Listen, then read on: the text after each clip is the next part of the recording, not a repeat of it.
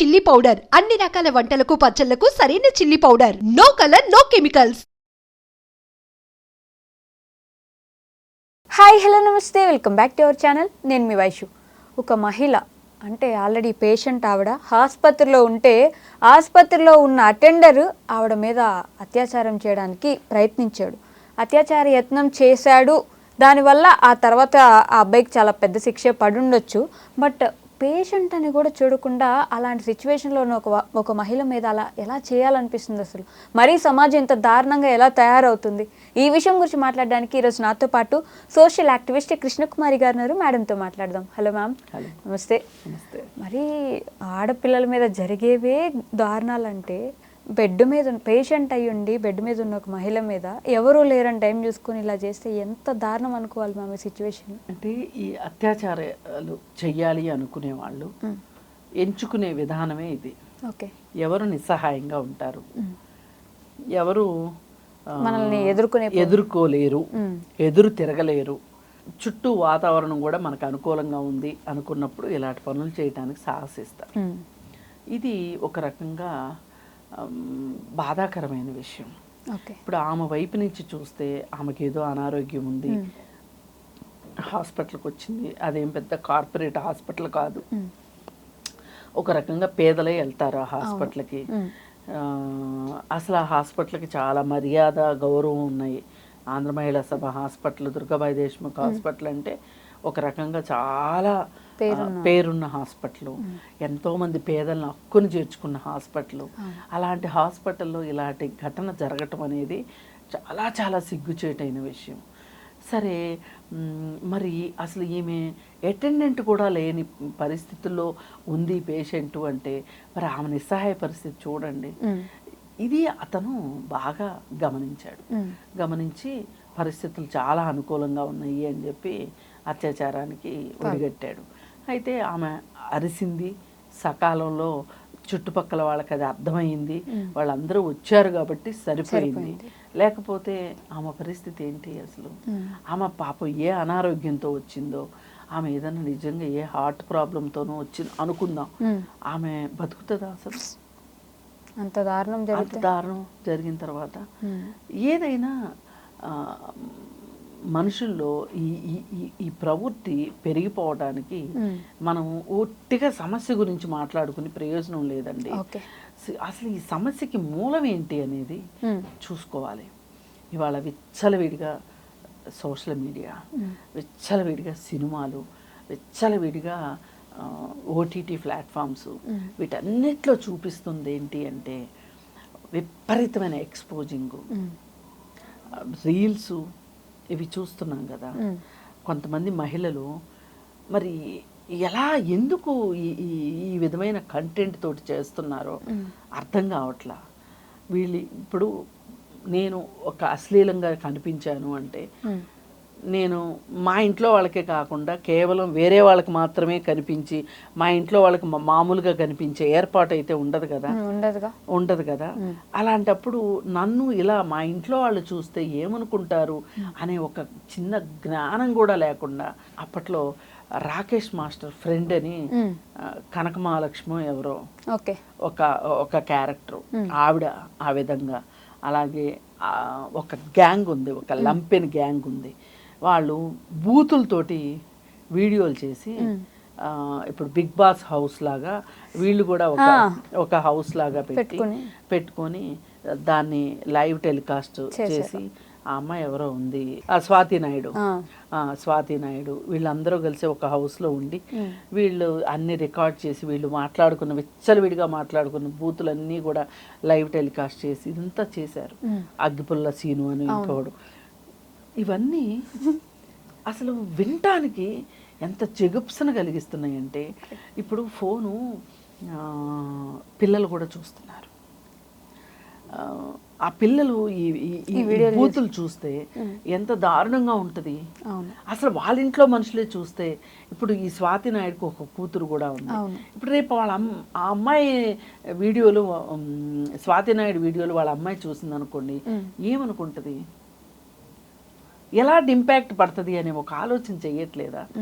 అసలు వీళ్ళు కేవలం డబ్బులే కావాలనుకుంటున్నారా, లేకపోతే ఒక అటెన్షన్ని కోరుకుంటున్నారా? అటెన్షను ప్లస్ డబ్బులు వస్తున్నాయి, బాగానే ఉంది, కానీ వీటి వల్ల రేపు జరగబోయే అనర్థం ఏంటి? ఎంత ఇప్పుడు మన పిల్లలు చూస్తే ఎంత ఇబ్బందో వేరే పిల్లలు చూస్తే కూడా అంతే ఇబ్బంది కదా. మరి ఇవన్నీ ఎందుకు వీళ్ళు ఆలోచించట్లేదు అంటే మీరు అడగొచ్చు, వీటికి అత్యాచార ఘటనలకి సంబంధం ఏంటి అని. కానీ ఇవన్నీ చూసిన తర్వాత వాళ్ళు ఒక పర్వర్టెడ్ మైండ్లోకి వెళ్ళిపోతున్నారు. సినిమాల్లో చూసేవి కూడా అంతే, అసలు సెన్సార్ ఉందా లేదా అనిపించేటట్లు. అలాగే ఓటీటీలో అయితే సెన్సార్ కూడా లేదు, విపరీతమైన బూతులు, విపరీతమైన సెక్స్, హింస, బ్లడ్, ఇవన్నీ చూస్తే అసలు ఒక పిల్లల నుంచి పెద్దవాళ్ళ వరకు ఆరోగ్యకరమైన మనస్తత్వం ఎలా ఉంటుంది? అసలు ఆహ్లాదకరమైన మనసు ఎక్కడి నుంచి వస్తుంది? ఇది క్షమించే విషయం కాదు ఇది నిజానికి. ఇవన్నీ చేస్తుంటే దీని ఇంపాక్ట్, అత్యాచారాలు ఇవి జరగడానికి ఇవి దోహదం చేస్తున్నాయి ఖచ్చితంగా. ఇప్పుడు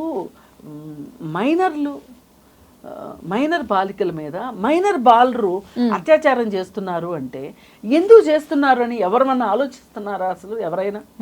ఈ ఫోన్లు ఇవే సోషల్ మీడియానే కారణం.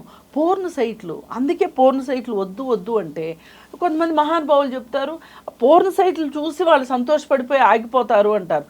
అది తాగట్లేదు. ఈరోజు పేపర్లో వచ్చింది,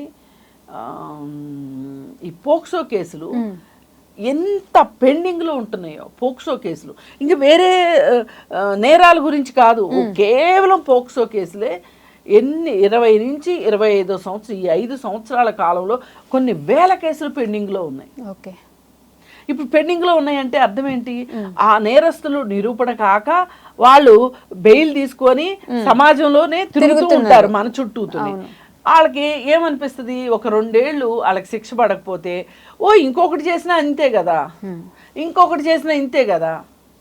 మళ్ళీ ఇలా తిరిగే వాళ్ళని చూసి ఇంక వేరే వాళ్ళకి కూడా ఏమనిపిస్తుంది, అప్పుడు చేస్తే మట్టుకు ఏం జరుగుతుంది, సో వాట్ అనే ఫీలింగ్ వచ్చేసింది అనుకోండి. ఏంటి పరిస్థితి చెప్పండి?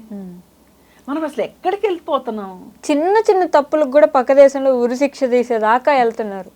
అసలు ఉరిశిక్షలే మనుషుల్లో మార్పు తీసుకొస్తాయి అనుకుంటే, నిర్భయాకి ఉరిశిక్ష వేసిన వాళ్ళ వల్ల మారాలి మనుషులు.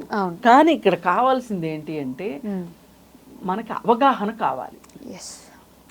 అసలు నేరం అంటే ఏంటి, ఏ నేరానికి ఏ శిక్ష ఉంది, అసలు చట్టాలు ఏం చెప్తున్నాయి, చట్టాల పట్ల అవగాహన. మహిళల పట్ల నేను గౌరవం ఇమ్మని చెప్పను, ఎప్పుడు కూడా చెప్పను నేను. మేము మహిళలవి, మా గౌరవం కావాలని నేను ఎప్పుడు అడగను. మేము మీతో పాటు పౌరులవి, మాకు హక్కులు ఉన్నాయి, మా హక్కుల్ని గౌరవించండి. మాకు హక్కులు ఉన్నాయని గుర్తించండి చాలు, గౌరవించక్కర్లే. గుర్తిస్తే ఒళ్ళు దగ్గరుంటే నేరాలు చేయకుండా ఉంటారు, నేరాలు చేయకపోతే శిక్షలు లేకుండా ఉంటాయి. అసలు నేను వాళ్ళ హక్కుల్ని నేను గౌరవించినప్పుడు నా హక్కులు వాళ్ళు గౌరవించాల్సిన అవసరం లేదు. అసలు హక్కులు అందరికీ హక్కులే, మానవ హక్కులు. మనం అందరం మానవులవి. మహిళల పురుషుల అనేది తర్వాత వచ్చింది, థర్డ్ జెండర్ అనేది తర్వాత వచ్చింది. ఇవాళ సిగ్గుచేటు ఏంటి అంటే ఒక జెండర్కి సెక్స్కి తేడా తెలియని మనుషులు మన చుట్టూ ఎక్కువైపోయారు. అంటే అవగాహన లేదు. ప్రభుత్వాలకు అసలు గాల్లో దీపం పెట్టి దేవుడా నీ మహిమ అంటున్నారు. నిర్భయ చట్టం వచ్చింది మనకి. నిర్భయ చట్టం ఎంతో కళ్ళు తెరిపిస్తుంది అనుకున్నాం. ఆ చట్టంని ప్రభుత్వాలు సరిగా గనక అమలు జరిపితే గనక ఆ చట్టం వచ్చి ఇప్పుడు 13 ఏళ్ల కాలంలో ఎంత మార్పు రావాలి. నిర్భయ ఫండ్ క్రియేట్ చేశారు, దాని ద్వారా అవగాహన చిన్నప్పటి నుంచి పిల్లలకు అవగాహన నేర్పమంటున్నారు. పాఠ్య పుస్తకాల్లోనే నేరం అంటే ఏంటి, మోరల్స్ గురించి నేర్పించమని చెప్తున్నారు. అలాగే మహిళల హక్కుల్ని ఎలా, మహిళలకు కూడా హక్కులు ఉంటాయి అనే ఒక అవగాహన కల్పించమంటున్నారు. నో మీన్స్ నో, ఒకసారి నో చెప్తే నో అంతే. ఇలాంటివి ఎన్నో చెప్తున్నారు, ఎన్నో ఉన్నాయి ఆ చట్టంలో. ఒక మహిళని వెంబడించకూడదు, ఒక మహిళని తిట్టకూడదు, అసభ్య పదజాలంతో ఆమె గౌరవానికి భంగం కలిగించేలాగా ప్రవర్తించకూడదు, అలాగే 30 సెకండ్ల పాటు తేరిపారి చూడకూడదు. ఇన్నున్నాయి ఆ చట్టంలో.